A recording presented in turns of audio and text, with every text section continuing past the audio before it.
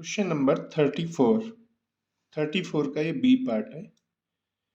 Prove that the line segment joining the mid points of any two side of a triangle is parallel to the third side.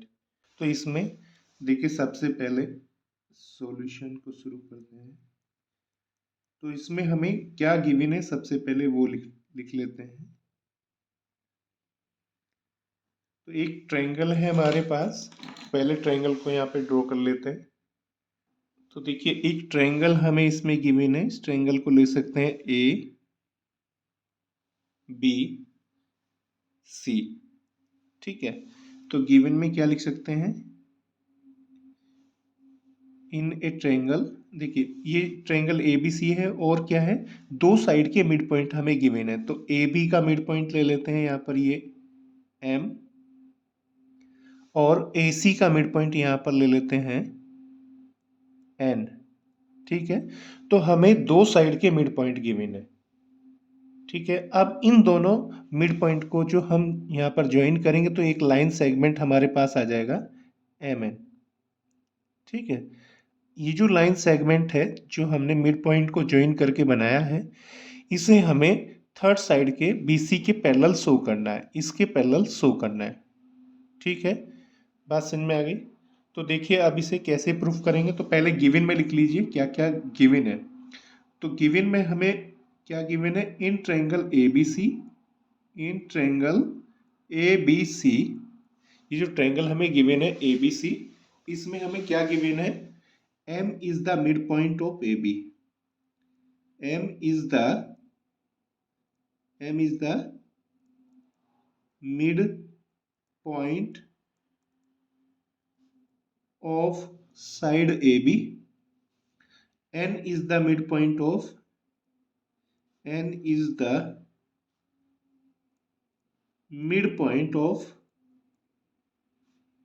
of side AC.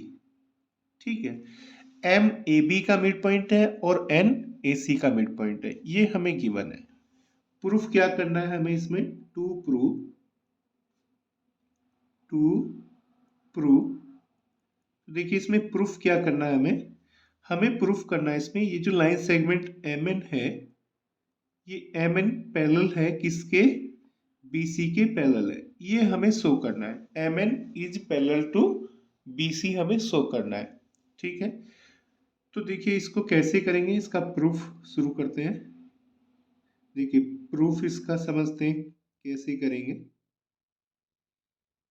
देखिए हमें क्या given है, M is the mid point of AB। तो यहाँ पे क्या लिखेंगे, since M is the midpoint of AB। AB का क्या है, ये मिड पॉइंट है M। इट इम्प्लाइज दैट, इसका क्या अर्थ हुआ, इसका अर्थ हुआ ये जो AM है और BM है, ये दोनों पार्ट क्या होंगे, इक्वल होंगे। ठीक है, इट इम्प्लाइज दैट, इसका क्या मतलब हुआ, BM को AM के अपोन में ले आएंगे, AM अपॉन BM, ये किसके इक्वल हो जाएगा देखिए BM इसके नीचे आ गया तो यहाँ पर क्या बचेगा, 1। इसे आप इक्वेशन नंबर 1 लिख लीजिए। ठीक है, एंड और क्या गिवन है हमें, और गिवन क्या है, N is the mid point of AC। तो क्या लिखेंगे, N is the mid point of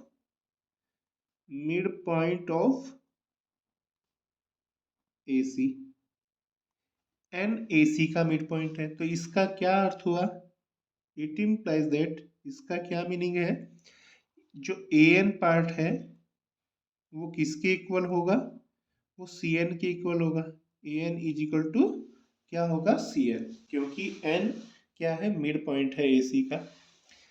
it implies that, इसे हम क्या लिख सकते हैं, CN को AN के नीचे ले आइए, AN upon CN is equal to क्या आ जाएगा, 1। ठीक है, ये हमारे पास इक्वेशन नंबर 2 आ जाएगी। ठीक है, अब देखो इक्वेशन 1 और 2 को देखो, A M upon B M की वैल्यू भी 1 है और A N upon C N की वैल्यू भी 1 है। इसका मतलब ये दोनों क्या है, A M upon B M और A N upon C N, ये दोनों क्या होंगे, इक्वल होंगे। तो क्या लिख सकते हैं, फ्रॉम इक्वेशन, क्या लिखेंगे, from equation 1 and 2 we get, तो इक्वेशन 1 और 2 से हमें क्या मिलेगा, हम ये जो A M upon B M है, A M upon B M, ये किसके इक्वल होगा, A N upon C N के इक्वल आ जाएगा।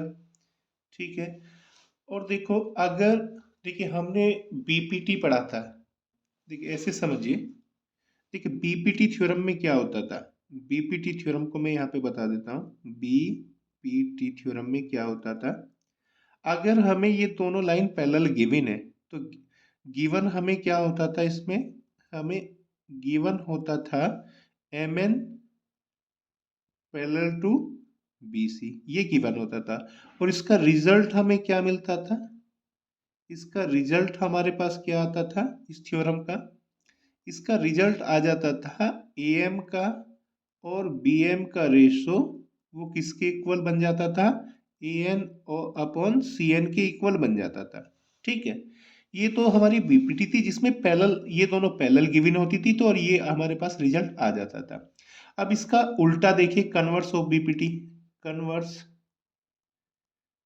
कन्वर्स ऑफ बीपीटी क्या होता है, बीपीटी का उल्टा क्या होता है थ्योरम, अगर हमारे पास गिवन क्या है, अगर हमारे पास इन ये रेशो गिवन है, इन दोनों साइड के रेशो इक्वल गिवन है, क्या गिवन है, A M upon B M is equal to A N upon C N given है, तो इसका रिजल्ट क्या होगा, इसका रिजल्ट क्या होगा बताइए, अगर A M upon B M is equal to A N upon C N है, तो रिजल्ट क्या होगा, ये जो एम एन लाइन सेगमेंट है ये बी सी के क्या होगी, पैरेलल, तो इसका रिजल्ट हम क्या बता सकते हैं, एम एन जो है ये किसके पैरेलल है, बी सी के पैरेलल है। तो ये दो थ्योरम होती हैं, एक तो बीपीटी होती है, एक कन्वर्स ऑफ बीपीटी होती है। बीपीटी में पैरेलल गिवन होता है और ये रेशो हमारा रिजल्ट में आ जाता है, कन्वर्स ऑफ बीपीटी में ये रेशो हमारे पास ये गिवन होते हैं और रिजल्ट हमारे पास क्या आ जाता है, ये दोनों लाइन पैरेलल। ठीक है, तो अब यहाँ पर देखिए, यहाँ पर हमारे पास रेशो इक्वल आ गए हैं ये दोनों।